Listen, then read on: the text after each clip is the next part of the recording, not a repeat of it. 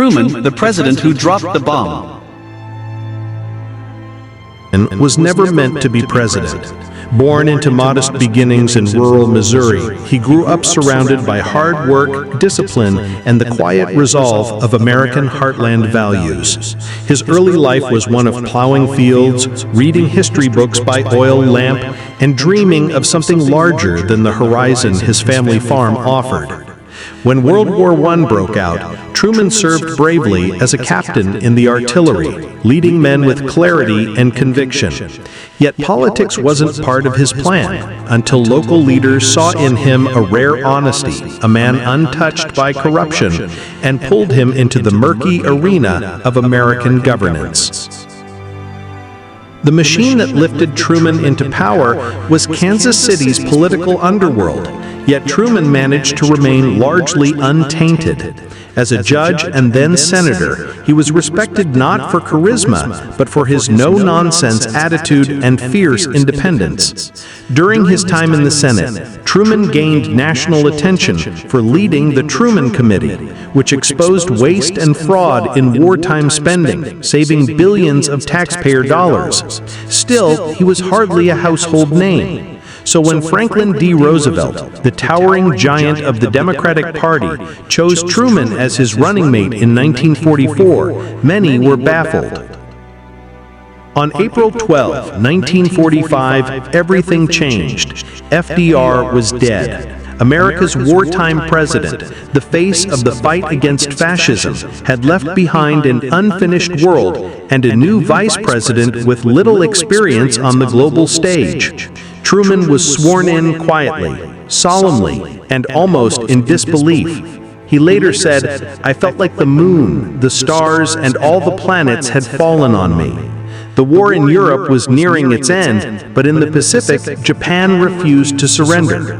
And within hours of assuming the presidency, Truman was briefed on the most secret project in American history, the Manhattan Project. The Manhattan Project had been a ghost to Truman, something he barely knew existed as a senator. Now it was a reality. The United States had developed an atomic bomb, a weapon unlike anything the world had ever seen. Scientists like Oppenheimer and General Leslie Groves had created a force of apocalyptic power. Truman was told he would soon face a decision that would shape history, whether or not to use this weapon on Japan. The War Cabinet, the military, and his advisors waited. As Truman wrestled with this decision, he traveled to Potsdam to meet with Churchill and Stalin. The world's most powerful leaders gathered in the ruins of a shattered Germany to plan the post-war order. But Truman carried with him a secret, the successful test of the atomic bomb in New Mexico. He mentioned it vaguely to Stalin, unaware that Soviet spies had already infiltrated the program. Potsdam was a place of diplomacy, but also of silent threats, shifting alliances, and a Cold War already beginning to take shape. Back home, the Japanese government showed no sign of surrender, even after intense firebombing had devastated Tokyo.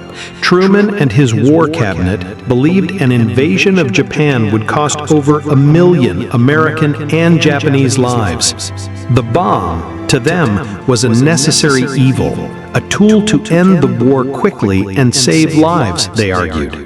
But the moral weight of the decision pressed down on Truman. He was not a man of theory, he was a man of duty, and he chose to act. On August 6, 1945, the B-29 bomber Enola Gay dropped Little Boy on Hiroshima. 3 days later, Fat Man was dropped on Nagasaki. Over 200,000 people would die from the immediate blasts and the radiation that followed.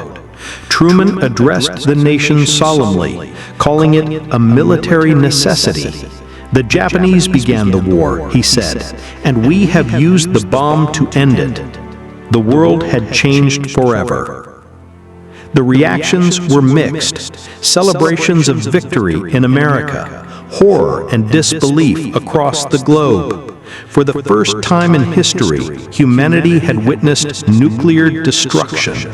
While many Americans viewed Truman as a hero who saved lives and ended the war, others would question the necessity and morality of his choice for decades.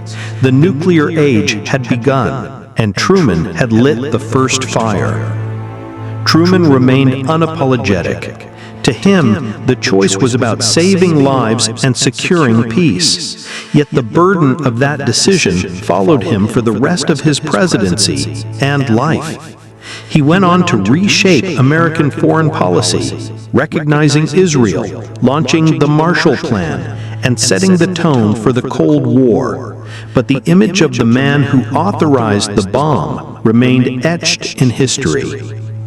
In time, historians would debate Truman's decision endlessly. Was it necessary? Was it justified? Was there another way? But in 1945, Harry Truman was a man thrust into power during a time of immense crisis, and he made a choice no one else dared to make. He was not the president who started the war, but he was the one who ended it with a decision that would forever define modern history. The end of World War II did not bring peace. It merely shifted the battleground. As Europe tried to recover from the ruins, Truman found himself facing a new ideological enemy, the Soviet Union. Stalin's Red Army had swallowed Eastern Europe, and whispers of communist expansion spread across the globe. Truman, who once admitted feeling unprepared for the presidency, now became the architect of resistance. He declared that America would not back down. The Truman Doctrine was born to support free peoples resisting subjugation by armed minorities or outside pressures. It marked the beginning of the Cold War. Greece and Turkey became the first test. Civil wars and political unrest threatened to tip them into Soviet influence. Congress was hesitant, but Truman made his case with force. His words were not poetic, but clear. If America abandoned these countries, chaos would follow. He secured $400 million in aid, and with that act, Truman set the tone for a century of American interventionism. Next came Western Europe, shattered economies, starving populations, and political vacuums. Truman backed Secretary of State George Marshall in launching the most ambitious reconstruction effort in history, the Marshall Plan. It poured over $13 billion into Europe, revitalizing cities, restoring factories, and winning hearts away from communist ideology. This was not just aid, it was strategic diplomacy. The U.S. was building allies through food, jobs, and hope. But not everyone agreed with Truman's assertive foreign policy. At home, whispers of loyalty and fear of Soviet spies led to internal paranoia.